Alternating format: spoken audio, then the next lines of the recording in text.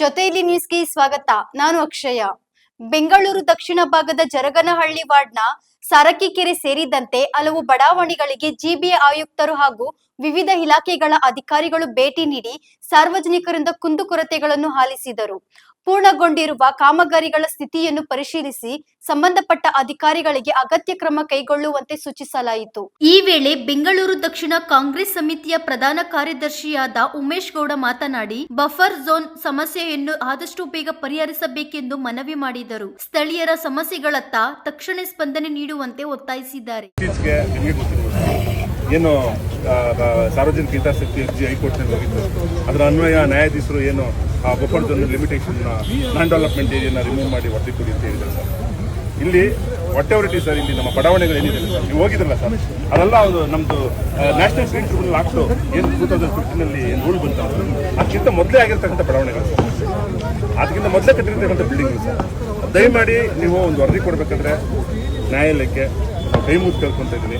ಅವ್ರಿಗೊಂದು ನಮ್ಮ ಪರವಾಗಿ ಸಾರ್ವಜನಿಕರ ಪರವಾಗಿ ಒಂದು ಬೆಂಗಳೂರಲ್ಲಿ 180 ಕೆರೆ 50 ಕೆರೆ ಇದೆ ಸರ್. ಎಲ್ಲ ಕೆರೆಯಲ್ಲೂ ಸಹ ಬಫರ್ ನಾನ್ ಡೆವಲಪ್ಮೆಂಟ್ ಇದೆ, ಡೆವಲಪ್ಮೆಂಟ್ ಆಗೋಗಿದೆ. ನಮ್ದೇನಾದ್ರು ಹೊಡೆಯಕ್ಕೆ ಬಂದ್ರೆ ನಾವೆಲ್ಲರೂ ಹೊಡೆದಿದ್ದೀವಿ, ನಾವು ಕೂತು ಸಾಹೇಬ್ರೆ ದಯವಿಟ್ಟು ಹಂಗೆ ಮಾಡೋದು ಬೇಡ ಸಾಹೇಬ್ರೆ. ಏನು 2015 ಏನು NGT ರೂಲ್ ಬಂದಿದೆ, ಅದು ನೀವು ಬೇಕಾದ್ರೆ ಇಲ್ಲಿ ಬಂದು ಸರ್ವೆ ಮಾಡ್ಬೋದು, ನೀವು ಕ್ರಾಸ್ ಚೆಕ್ ಮಾಡ್ಕೋಬೋದು. BBMPಲೆಲ್ಲ ಪ್ಲಾನ್ ಕೊಟ್ಟಿರ್ತಕ್ಕಂಥ ರೆಕಾರ್ಡ್ಸ್ ಎಲ್ಲ ಇದೆ ಸರ್. ಏನು ಟ್ಯಾಕ್ಸೇಷನ್ ಕೊಟ್ಟಿದ್ದೀವಿ, ನೀರು ತೊಗೊಂಡಿದ್ದೀವಿ, entire that revenue land sir, ಅದು ಪ್ರೈವೇಟ್ ಲ್ಯಾಂಡ್ ಅಲ್ಲ ಸರ್. ಆಮೇಲೆ ನ್ಯಾಷನಲ್ ಗ್ರೀನ್ ಟ್ರಿಬ್ಯುನಲ್ ಆಕ್ಚುಲಿ ಇರ್ತಕ್ಕಂಥದ್ದು ಸರ್, ಎಲ್ಲಿ ನೀರು ಇಟ್ಕೊಂಡು ಎಟ್ಟಾಗ್ತದೆ ಅಲ್ಲಿಂದ 24 ಮೀಟರ್ 30 ಮೀಟರ್ 15 ಮೀಟರ್ ಅಳಿಬೇಕು ಅಂತ ರೂಲ್ ಇದೆ ಸರ್. NGT ರೂಲ್ ಇದೆ. ಬಟ್ ಸರ್ಕಾರ ಎಲ್ಲ ವೈಲೆನ್ಸ್ ಮಾಡಾಗಿದೆ. ಆಲ್ರೆಡಿ 100 ಕೋಟಿ ತಂದು ಸರ್ಕಾರದ ಹಣ ಉಪಯೋಗ ಮಾಡಿ ಇಲ್ಲೆಲ್ಲ ಡೆವಲಪ್ಮೆಂಟ್ ಮಾಡಿರ್ತಕ್ಕಂಥದ್ದು. ಅವರು ವೈಲೆನ್ಸ್ ಮಾಡಿದ್ದಾರೆ. ಅಮಾಯಕ ಜನನೂ ಸಹ ಅವರು ಬಫರ್ ಝೋನ್ ಆಕ್ಟ್ ಬರೋಕ್ಕಿಂತ ಮೊದಲೇ ಕಟ್ಟಿರ್ತಕ್ಕಂಥ ಮನೆಗಳು ಸರ್. ದಯಮಾಡಿ ನೀವೇನಾರು ಒಂದು ವರದಿ ಕೊಡಬೇಕಾದ್ರೆ ದಯಮಾಡಿ ನಮ್ಮ ಫೇವರಾಗೆ ವಾಸ್ತವ ಸ್ಥಿತಿಗಳನ್ನ ಹಾಕು ದಯಮಾಡಿ ನೀವು ಒಂದು ವರದಿ ಕೊಟ್ಟು ನಮ್ಮನ್ನು ರಕ್ಷಣೆ ಮಾಡಬೇಕು. ಎಲ್ಲರೂ ದಿಗ್ಭ್ರಮೆ ಆಗ್ತಿದ್ದಾರೆ ಸರ್, ನಿದ್ದೆಗಳು ಬರ್ತಾ ಇಲ್ಲ ಎಲ್ಲರಿಗೂ. ಕೆಲವರೆಲ್ಲ ಸೂಸೈಡ್ ಮಾಡ್ಕೊಂಡ್ಬಿಡ್ತೀವಿ ಅಂತ ಎಲ್ಲ ಆಗ್ಬಿಟ್ಟಿದೆ ಸರ್. ಇದೊಂದು ನಿಮ್ಮ ಒಂದು ಜನಸನ್ನಿಧಾನದಲ್ಲಿ ನಮ್ದು ಕೈಂಡು ಎಲ್ಲರ ಪರವಾಗಿ ನಾನು ಈ ಒಂದು ವಿಚಾರನ ಸೀರಿಯಸ್ ಆಗಿ ನಾವು ನಿಮ್ಮ ಹತ್ರ ಕೇಳ್ಕೊಳ್ತೀವಿ.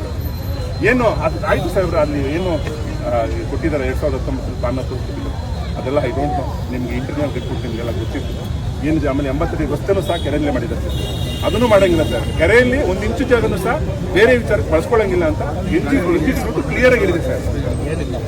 ಆದ್ರೂ ಎಲ್ಲ ಆಗೋಗಿದೆ ಸರ್. ಇನ್ನು ಮುಂದೆ ಆಗಲಿದಂಗೆ ನೋಡ್ಕೋಬೇಕು ನಮ್ಮ GBA ಈಗ ಆಗಿರ್ತಕ್ಕಂಥ ದಯಮಾಡಿ.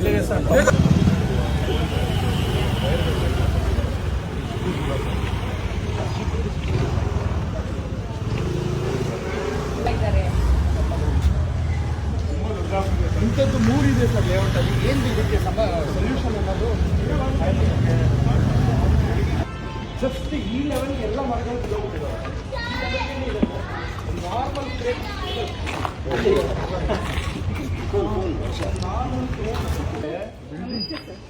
ಸರ್, ನಾನು 5 ಇಯರ್ಸಿಂದಲೂ ಕಂಪ್ಲೇಂಟ್ ಕೊಟ್ಟಿದ್ದೀನಿ ಸರ್ ಫಾರೆಸ್ಟ್ ಡಿಪಾರ್ಟ್ಮೆಂಟ್ಗೆ.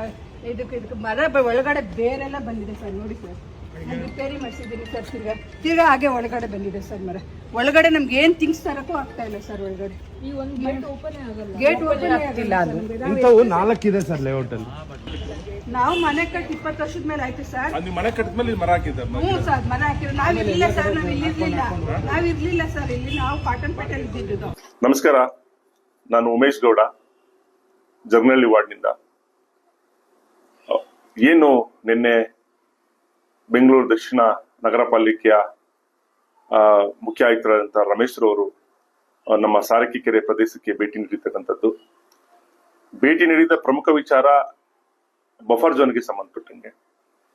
ಬಫರ್ ಝೋನ್ ಏನು ನಾವು ಅವರಿಗೆ ಮನವಿ ಕೊಟ್ಟಿದ್ವಿ, ಏನು 2015 ಇಸ್ವಿ ಒಳಗಡೆ ಏನು ಬಡಾವಣೆ ನಿರ್ಮಾಣ ಆಗಿತ್ತು ಮತ್ತೆ ಅಲ್ಲಿ ಮನೆಗಳನ್ನ ಕಟ್ಕೊಂಡಿದ್ದಾರೆ ಆ ವಿಚಾರವಾಗಿ, ಮತ್ತೆ ಏನು ಬಫರ್ ಝೋನ್ ಆ ಲಿಮಿಟೇಷನ್ ಅನ್ನ ಎಲ್ಲಿಂದ ಅವರು ಅಳತೆ ಮಾಡಬೇಕು, ಏನು actually national green tribunal act ಅಲ್ಲಿ ಏನ್ ರೂಲ್ ನಲ್ಲಿ ಏನ್ ಡೈರೆಕ್ಷನ್ಸ್ ಇದೆ ಅದ್ರ ಪ್ರಕಾರ ಅವರು ಮಾರ್ಕ್ ಮಾಡಿಲ್ಲ ಅನ್ನೋ ಒಂದು ದೂರಿನನ್ವಯ ಸ್ಥಳ ಪರಿಶೀಲನೆ ಮಾಡಿ ಮುಂದೆ ನ್ಯಾಯಾಂಗದಲ್ಲಿ ನ್ಯಾಯಾಲಯಕ್ಕೆ ಯಾವ ರೀತಿಯಾದ ಒಂದು ವರದಿನ ಕೊಡಬೇಕು, ಇಲ್ಲಿ ವಾಸ್ತವ ಪರಿಸ್ಥಿತಿ ಏನಿದೆ ಅನ್ನೋದ್ರ ಬಗ್ಗೆ ನಮ್ಮ ಆಯುಕ್ತರು ಖುದ್ದು ಪರಿಶೀಲನೆ ಮಾಡಿರ್ತಕ್ಕಂಥದ್ದು.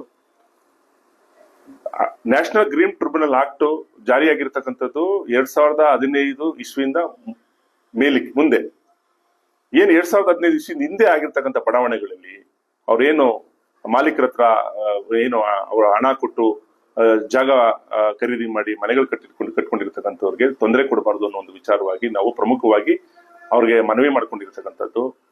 ಏನಾದ್ರೂ ಇನ್ನು ಮುಂದಿನ ದಿನಗಳಲ್ಲಿ ಏನು ನೀವು ನಾನ್ ಡೆವಲಪ್ಮೆಂಟ್ ಝೋನ್ ಅಂತ ಹೇಳಿ ಕನ್ಸಿಡರ್ ಮಾಡ್ತೀರಾ, ಅದನ್ನ ಎಲ್ಲಿ ನೀರ್ ನಿಂತಿದೆ, ಎಲ್ಲಿ ವೆಟ್ಟಿದೆ, ಅಲ್ಲಿಂದ ನೀವು ಏನ್ 24 ಮೀಟರ್ ಇದೆಯೋ ಏನಿದೆ, ಏನ್ ಡೈರೆಕ್ಷನ್ಸ್ ಇದೆ ಅದ್ರ ಪ್ರಕಾರ ನೀವು ಅಳತೆ ಮಾಡಿ ನ್ಯಾಯಾಲಯಕ್ಕೆ ವರದಿ ಕೊಡಬೇಕು ಅಂತ ಹೇಳಿ ಪ್ರಮುಖವಾಗಿ ಮನವಿ ಮಾಡ್ಕೊಂಡಿದ್ವಿ.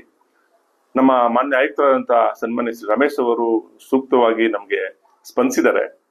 ಏನು ಮುಂದೆ ಬರ್ತಕ್ಕಂತ ದಿನಾಂಕದಲ್ಲಿ ಒಂದು ಅಫಿಡೇವಿಟ್ ಅನ್ನ ಸಲ್ಲಿಸಬೇಕು ನ್ಯಾಯಾಲಯಕ್ಕೆ, ಅದನ್ನ ಸಾರ್ವಜನಿಕ ಪರವಾಗಿ ಏನಿಲ್ಲಿ ವಾಸ್ತವ ಪರಿಸ್ಥಿತಿ ಇದೆ ಅದನ್ನೆಲ್ಲ ಒಂದು ಅಧ್ಯಯನ ಮಾಡಿ ಕೊಡ್ತೀವಿ ಅಂತ ಹೇಳಿ ನಮ್ಗೆ ಭರವಸೆ ಕೊಟ್ಟಿರ್ತಕ್ಕಂಥದ್ದು. ಯಾರೂ ಸಹ ದಿಗುಳುಗೊಳ್ಳಬೇಡಿ ಅಂತ ಹೇಳಲಿಕ್ಕೆ ನಾನು ಭರವಸೆ ಕೊಡ್ತೀನಿ. ನಾವೆಲ್ಲ ಒಗ್ಗಟ್ಟಾಗಿ ಮುಂದಿನ ದಿನಗಳಲ್ಲಿ ನಾವೇನು JPS ಇದು ಹಿತರಕ್ಷಣಾ ವೇದಿಕೆ ಅಂತ ಮಾಡ್ಕೊಂಡಿದ್ವಿ, ಆ ವೇದಿಕೆ ಮುಖಾಂತರ ನ್ಯಾಯಾಲಯದಲ್ಲಿ ಮತ್ತು ಸರ್ಕಾರ ಮಟ್ಟದಲ್ಲಿ ಮತ್ತೆ ಏನು ಅಧಿಕಾರಿಗಳ ಮಟ್ಟದಲ್ಲಿ ನಾವು ಯಾವ ರೀತಿಯಾಗಿ ಮನವಿ ಸಲ್ಲಿಸಬಹುದು, ಯಾವ ರೀತಿಯಾದ ನಾವು ಮುಂದಿನ ದಿನಗಳಲ್ಲಿ ಹೋರಾಟಗಳನ್ನ ಮಾಡಬಹುದು, ಅದನ್ನೆಲ್ಲ ನಾವೆಲ್ಲ ಒಗ್ಗಟ್ಟಾಗಿ ಮಾಡೋಣ. ನಿಮ್ ಜೊತೆ ನಾವು ಸದಾ ಇರ್ತೀವಿ. ನೀವು ಸಹ ಏನು ಇವತ್ತು ನಾವೆಲ್ಲ ಮುಂದೆ ಬಂದಿದ್ದೀವಿ, ಇನ್ನೂ ಹೆಚ್ಚಿನ ಜನ ಮುಂದೆ ಬಂದು ಆ ಒಂದು ಏನು ಕೆಲಸ ಕಾರ್ಯಗಳಿರ್ತವೆ ಇದಕ್ಕೆ ಸಂಬಂಧಪಟ್ಟಂತ ಕೆಲಸ ಕಾರ್ಯಗಳಿಗೆ ಕೈ ಜೋಡಿಸ್ಬೇಕು ಅಂತ ಹೇಳಿ ಈ ಸಮಯದಲ್ಲಿ ನಾನು ಮನವಿ ಮಾಡ್ಕೊಂತ ಇದ್ದೀನಿ. ನಮಸ್ಕಾರ.